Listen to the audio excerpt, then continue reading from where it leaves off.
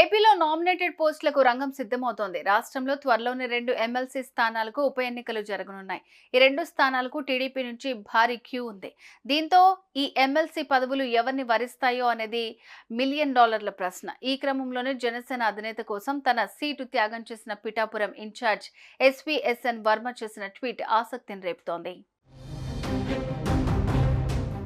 జనసేన అధినేత పవన్ కళ్యాణ్ పోటీ చేయడంతో తూర్పుగోదావరి జిల్లాలోని పిఠాపురం నియోజకవర్గం ఎంత ఫేమస్ అయిందో తెలుసు.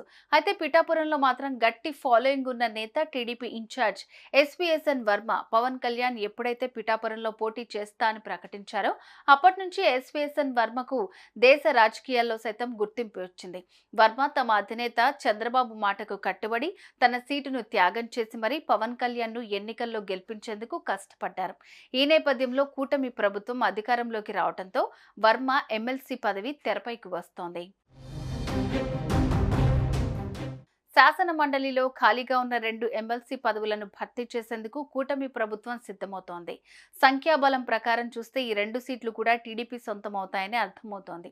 దీంతో టీడీపీలో వర్మతో పాటు మరికొందరు పేర్లను పరిశీలిస్తున్నారు.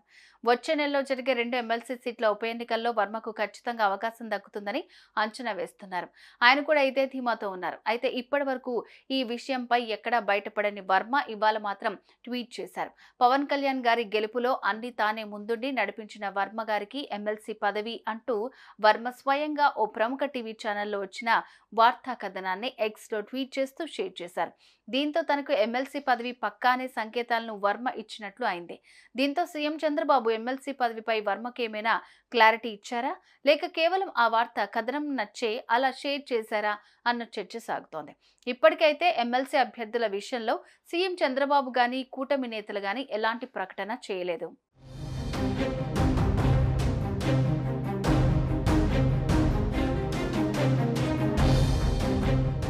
సుమన్ టీవీలో మీ పర్సనల్ అండ్ బిజినెస్ ప్రమోషన్స్ కోసం కింది నెంబర్కి కాంటాక్ట్ చేయండి.